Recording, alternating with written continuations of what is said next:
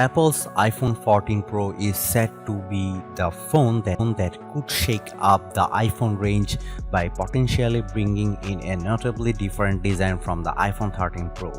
So far, the rumors have hinted at everything from the death of the notch to the return of Touch ID. This is probably well overdue. As good as the iPhone 13 Pro is, it's arguably not a definitive upgrade over its predecessor, and overall the iPhone hasn't taken a huge leap forward since the iPhone 11 Pro.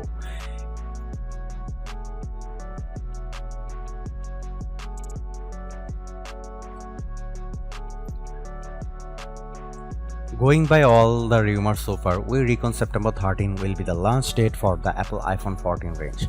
After that, we can expect pre-orders of the iPhone 14 range to go live the Friday after the Apple event September 16, with the phones being released a week later, likely on Friday September 23. This would be 10 days after the rumored Apple event. Somewhat reliable leaker leaks Apple Pro has claimed 3 of the 4 iPhone 14 models are tipped for a price hike, but it's definitely just a rumor. However, it's a rumor a lot of people are buying into, as a subsequent report also claimed, and as iPhone 14 Pro price hike is in the works. Based on these rumors, the iPhone 14 Pro would start at $1,099, which is a $100 hike over the $999 iPhone 13 Pro, and the iPhone 14 Pro Max may see a similarly $100 increase, hitting at $1199. This relatively significant leap in a launch price would certainly sting the wallet of anyone hoping to score a high-end next-gen iPhone 14. Furthermore, when a new iPhone arrives, it often means the end of the line for older iPhones, with the iPhone 13 mini looking to be the likely phone to get cut from Apple's smartphone lineup. As such, we have dug into which iPhones could be discontinued when the iPhone 14 launches.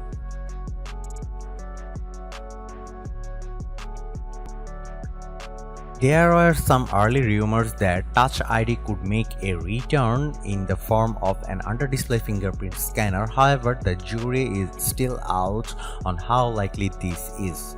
Analyst Ming-Chi Kuo reckons that there won't be an iPhone with Touch ID or under-display Face ID for another few years.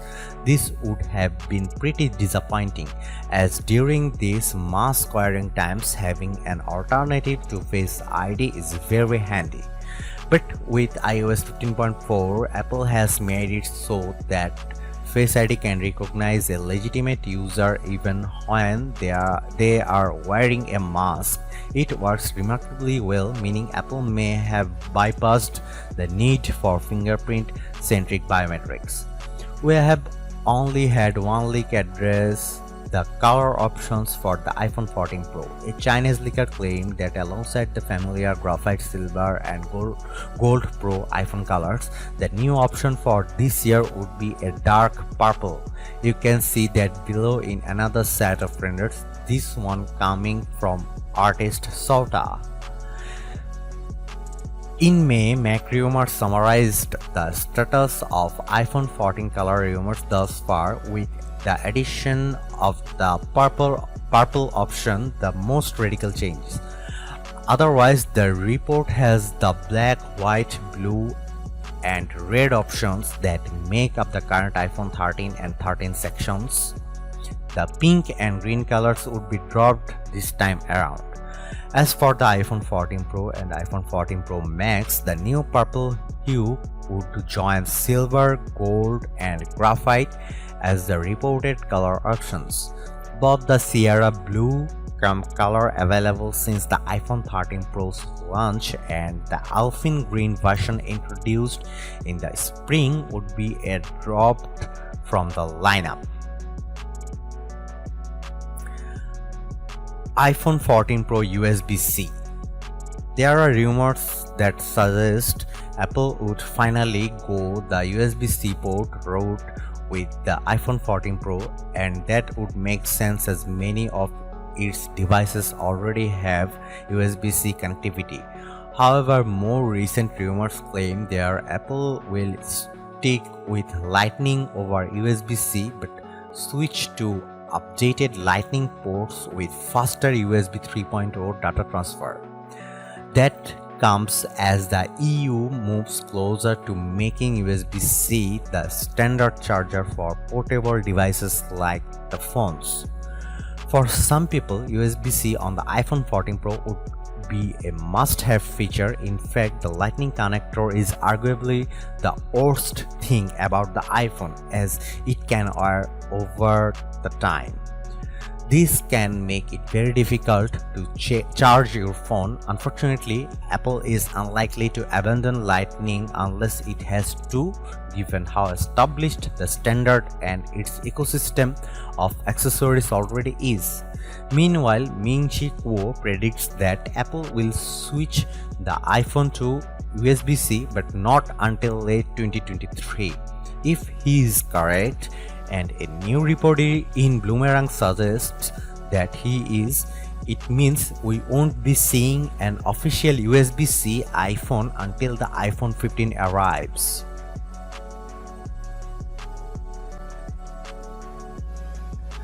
iPhone 14 Pro display. One of the biggest upgrades of the iPhone 13 Pro delivered was a 120Hz dynamic refresh rate display. Thanks to the use of an LTPO panel, the screen could go from 120Hz to as little as 10Hz when a fast refresh rate was needed, and thus that helps save on battery life. According to some rumors, the iPhone 14 Pro could build upon this and scale down to as little as 1 Hz, reducing the power drain of a display, and this could enable the reported use of an always-on display. Long rumored to be an upcoming feature for next-gen iPhones, Bloomerang's Mark Gurman has claimed the iPhone 14 Pro will finally get an always-on display, and it will be used to show weather, calendars, stocks, activities, and other data on the lock screen. With a low refresh rate helping preserve the battery life. The revamped iOS 16 lock screen previewed by Apple in June seems to set the stage for this feature. In contrast, the standard iPhone 14 models are now tipped to get a 90Hz display, which would be an upgrade over the 60Hz of the iPhone 13, but not quite up there with the Pro phones. As for screen sizes, according to Ross Young, the iPhone 14 Pro could increase in size from 6.06 inches to 6.12 inches, and the iPhone 14 Pro Max from 6.68 to 6.69 inches. This will apparently be because of rumored similar bezels and new notch design.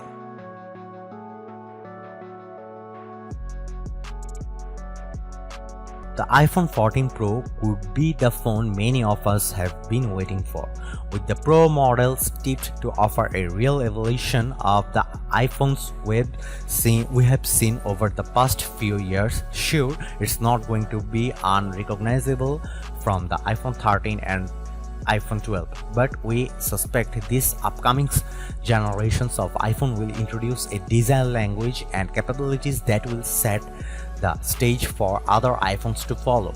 No notch, an always-on display, a bigger megapixel count for the main camera, and potentially a USB-C port could really shake up the iPhone as we know it, and that would in turn have the effect of setting the standard for the other smartphones to follow if they wish to win a spot on our best phones list. Thanks for watching. See you in the next video.